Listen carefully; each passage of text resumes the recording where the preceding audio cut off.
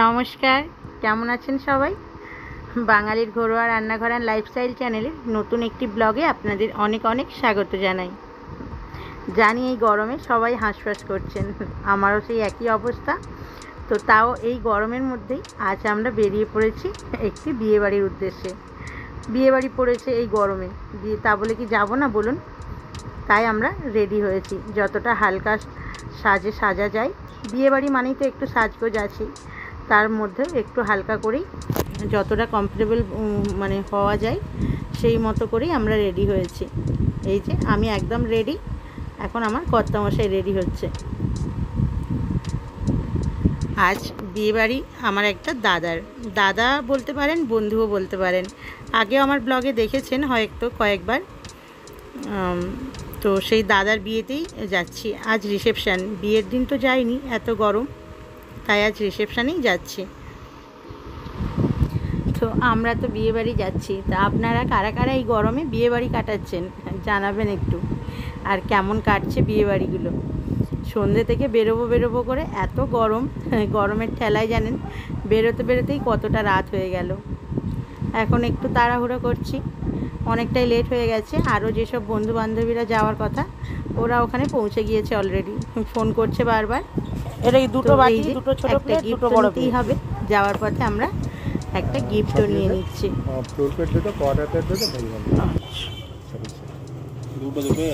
ঠিক আছে, এই এই কালারটাই আছে নাকি? যেটা আছে এটাই আছে,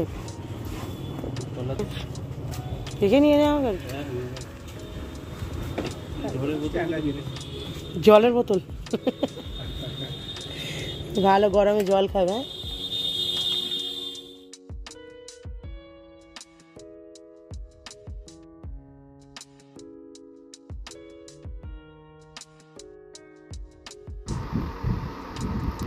দুজনে ভেবেচিন্তে এমন একটা গিফট নিলাম যেটা কিনা ওনারা ব্যবহার করতে পারেন, মানে কখনো অন্তত কাজে আসবে।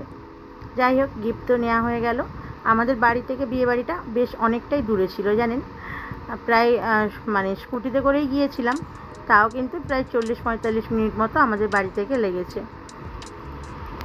এই যে দেখুন, আমরা এসে গিয়েছি বিয়েবাড়ি।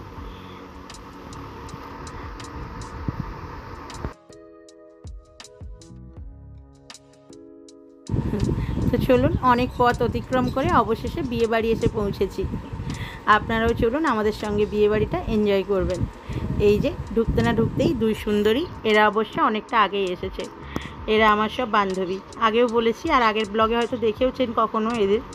আমার সব খেলার বান্ধবী, আমি যে খেলতাম বলেছি আপনাদের, এরা সব আমার ওই খেলার লাইফের বান্ধবী।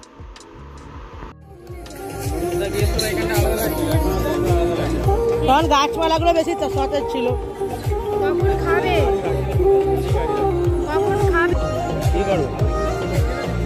ভাই তোমাকে তো আলাদা ফ্লেভার দিয়েছে মনে হয় নাকি?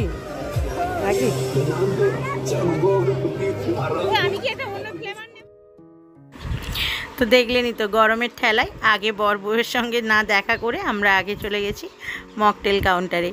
আর যা স্টল ছিল সব থেকে ভিড় ওখানেই বেশি ছিল জানেন, সবাই গরমের চোটে মকটেলই খাচ্ছে।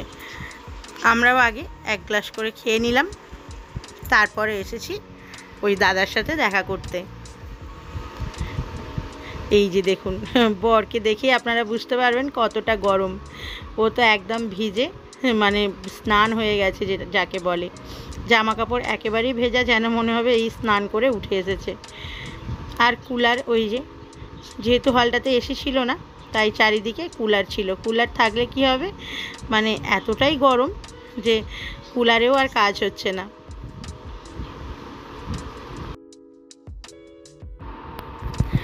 তো আমরা এসেই আগে দাদাদের সাথে একটু কথা বলে, দাদা প্লাস বৌদিও আছে সাথে, ওদের সাথে কথা বলে তারপরে যা চলে একটু ফটো সেশন করে নিলাম। তারপরে একটু ভিডিও, যেহেতু ওরা ছিল ওদেরকে একটু দিলাম একটু ভিডিও করে দিই।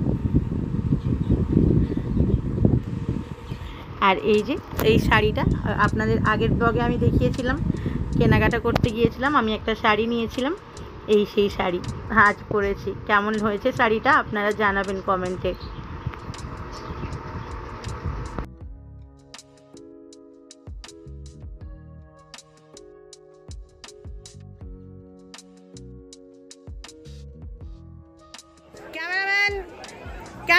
জলদি ফোকাস করো।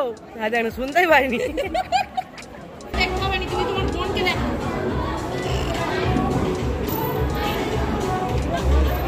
আমি এইদিকে ক্যামেরা চালু করে দাঁড়িয়ে আছি। আমের সময় আম পান্নাই খাওয়া হোক।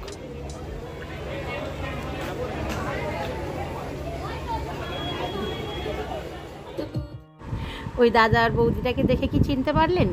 এই হলে আমরা এর আগে কিন্তু ওনার বিয়েতেই এসেছিলাম। সেটা ছিল ডিসেম্বর মাস, এতটাই ঠান্ডা ছিল, সেই ঠান্ডার ব্লগও আপনারা দেখেছেন। আর আজ এসেছি দ্বিতীয়বার, এতটাই গরম। যাক, ওনার সাথে একটু কথা বলে তারপরে ওই যে দেখলেন আবার চলে গিয়েছিলাম মকটেল কাউন্টারে। ওখান থেকে আবার একটা ঠান্ডা খেয়ে তারপরে আমরা আবার এসেছি খাবার খেতে।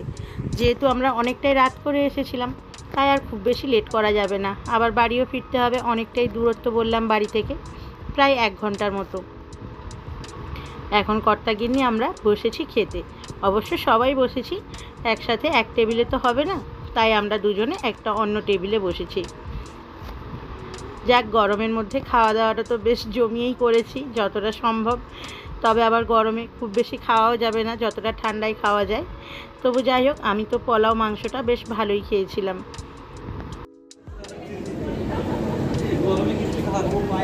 একটু আগে এলে পায়েসটা দিত বৌদি, পায়েসটা আমরা আবার পায়েস নেবো, আমরা আবার পায়েস খাবো, আবার খাবো, এতে আবার খাবো। যাও যাও।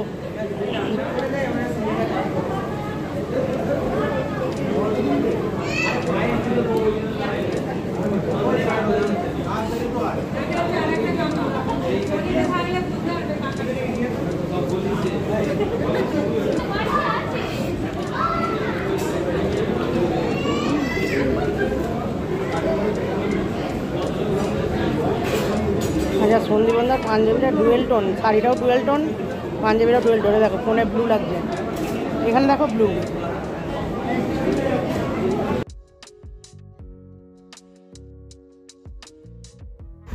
দেখলেনই তো, খাওয়ার শেষে দাদা বৌদি এসেছে দেখা করতে সবার সাথে। আমরা ওই নিয়েই মজা করছিলাম, যেহেতু পায়েসটা পড়ে গিয়েছিল অলরেডি। সন্দীপন্দা আমাদের ডবল খাটি হয়ে গেল, এইখানটাই দাঁড়িয়ে দাঁড়িয়ে আমরা তোমাদের সাথে দেখা করতে পড়ে গেলাম। খাওয়া দাওয়া করে এবার বাড়ি যাব। কিন্তু এইখানে ইয়ে দেখতে পাচ্ছি বরবউ নেই, বরবউ দুজনেই একদম তো বললাম গেমে ছিলাম, যে হলে পারছে না। বৌদি অলরেডি আমার বেলা এত গরম ছিল না। গার্ডেনে এসে একটু বসেছে, আর ওই ওআরএসের জল খাওয়ানো হচ্ছে। মাথাটা নাকি একটু ঘুরিয়ে গিয়েছিল। যাই হোক, বৌদিরা রেস্ট নুক, আমরাও বাড়ি ফিরি। তো চলুন আজকের ভিডিওটা তাহলে এখানেই শেষ করি।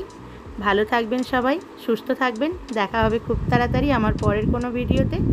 আর নতুন বন্ধুদের কাছে বরাবরের মতোই অনুরোধ রইল চ্যানেলটি সাবস্ক্রাইব করে পাশে থাকার। ফেসবুক পেজ থেকে আমার ভিডিওটি দেখলে প্লিজ পেজটি ফলো করে দেবেন। ধন্যবাদ।